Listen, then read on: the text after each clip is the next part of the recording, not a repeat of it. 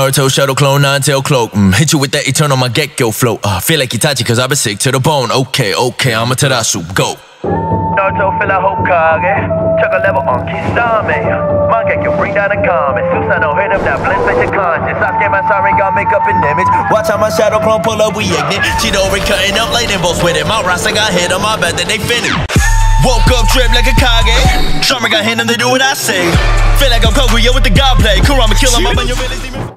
Uchiha Sarada, muling magbubukas ang Mangekyou Sharingan dahil sa nangyari kay Boruto. Kawaki at Sarada pagtutulungan si Jura. Boroshiki lalabas na naman ba? So ayan nga ang ating alamin mga pare ko for today's video. Pero bago nga yan huwag niyong kalimutan na mag-subscribe sa ating channel. And don't forget to hit the notification bell para lagi kayong updated sa mga uploads natin na mga video. Una nga natin nasaksihan ang Mangekyou Sharingan ni Sarada doon sa last chapter ng Boruto manga. Kumbaga ito yung part na bago ang sakuna. Yes sir, bago ang sakuna ng nangyari kay Boruto. Magmula nga ng ikas ni Ada ang kanyang omnipotence para baliktarin ng mga pangyayari. Kaya ang nangyari tuloy ay naging kalaban si Boruto sa mata ng mga tao. Kaya sa bagay din yan, dyan na nga nakiusap si Sarada sa kanyang ama na si Sasuke na tulungan nga daw nito ang kaibigan niyang si Boruto. At kaling sabay nga niyan, dyan na nga nauwik ni Sarada ang kanyang Mangekyou Sharingan. At yan na nga ang first appearance na Mangekyou Sharingan niya mga parikoy. Then after nyan, dyan na nga umalis ng Konoha sila Sasuke at Boruto. So ngayon, pagdating naman dito sa chapter 13 ng Boruto 2 Blue Vortex, maaari na nga bang muling ipakita ang Mangekyou Sharingan nitong ni Sarada? So ang sagot dyan mga sir, oo, maaari na ngang ipakita ito. Lalo't dahil base nga sa nakita natin ngayon, ay negative nga lagay ni Boruto ngayon dito. At dahil nga sa bagay din yan, dyan nga muling magkakaroon ng mabigat na emosyon si Sarada upang mabuksang muli ang kanyang Mangekyou Sharingan. Lods, paano yan? So basically guys, sa nangyayari lang naman sa mga Uchiha kapag nakakaramdam ng mabigat na emosyon, doon nga nagkakaroon ng pagbubukas ng panibagong kapangyarihan. So dahil nga nakita kasi ni Sarada na bulagta na nga si Boruto dahil nga sa ginawa ni Jura, dyan marahil na bad trip talaga si Sarada at sa sobrang galit nito, dyan na nga magbukas ang kanyang Mangekyou Sharingan. At pag nagkataon, dyan na din natin makikita kung ano nga ba talaga ang hidden ability ng Mangekyou Sharingan niya.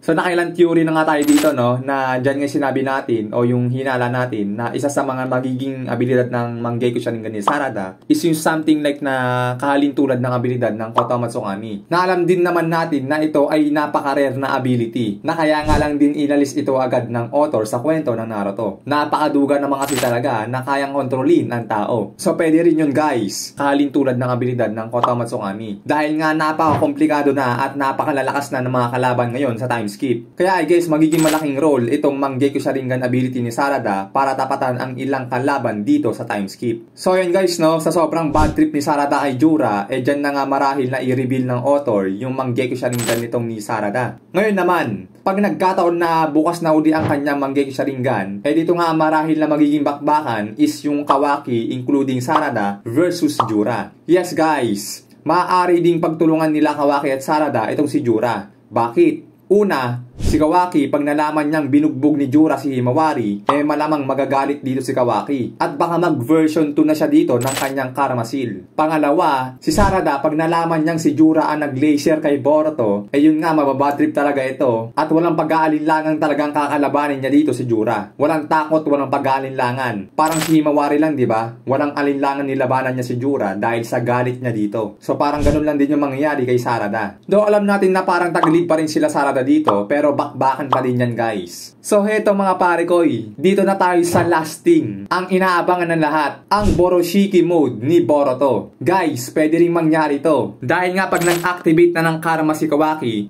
dito nga din ay mag-activate na ang karma ni Boruto, which is masama nga rin dahil nga pag nangyari yon, ma-take over na naman ni Momoshiki ang katawan ni Boruto. So ang mangyayari ay magkakaroon na naman tuloy ng Boroshiki. At dahil nga mukhang tagilid pa rin talaga sila Sarada at Kawaki laban kay Jura, dito nga ang magiging main battle tuloy is between Jura and Boroshiki. Guys, heto sinasabi ko sa inyo, palag-palag talaga tayo dito kay Jura. Kasi imagine that, yung younger body ni Boruto, yung mag-Boroshiki yun, sobrang lakas na nga agad. So papaano pa kaya dito na yung time skip Boruto, na base pa lang niya, napakaangas na. Base Boruto pa lang halimaw na. So papaano pa kaya na itong base Boruto, nag-Boroshiki mode. So masabi natin yan na pang malakasang bakbakan na talaga ang matitikman nitong ni Jura. Kumbaga parang ang mangyayaring bakbakan dito no is yung sa Team 7 versus versus Boro. So di ba doon bugbog sarado ng Team 7 at halos mamatay na si Boruto sa suntok ni Boro. Kaya lang bigla itong nawala at bigla itong lumitaw sa taas. At yun na, Boroshiki mode na pala. Then sabi ni Boroshiki kay Boro, "Don't be cocky.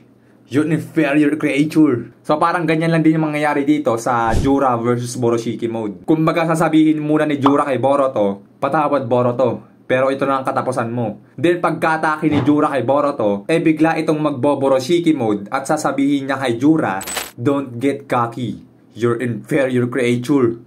So ayan guys, pag sinabi na ni Boroshiki yan, tiyak na bakbakan na talaga yan. Sapakan, sagupaan, bugbugan, wasakan, digmaan. Talagang magandang balagbagan to mga pare. So tingin nyo guys, makakapalag na nga ba talaga ang Boroshiki mode laban kay Jura? Or si Jura na ang hindi na makakapalag dito sa Boroshiki mode? Guys, take note matik na mag-activate ang karma seal ni Boruto once na inactivate din ni Kawaki yung kanyang karma. Kaya mataas ang chance na magkaroon ng Boroshiki. Kaya masabi din tuloy natin na mukhang hindi nga sasang-ayon kay Boruto ang mga pangyayari ngayon. Pero sa kabilang banda, maaari din naman maging benefit ito ni Boruto. So marahil in that way, gumaling din ang sugat ni Boruto na mini donut upang kahit papano mabawasan ang mga lumalalang problema ngayon. Kaya lang ang problema talaga is papaano na lang kung ma-take over na talaga ni Momoshiki yung katawan ni Boruto. Full take over na guys. So yun yung malaking problema din. But I guess hindi naman papayag ang author na ganun-ganun lang. Nakakailang chapter pa lang tayo ng 2 Blue Vortex tapos si Momoshiki nasasakop kay Boruto. Hindi naman siguro mangyayari yung ganun, no?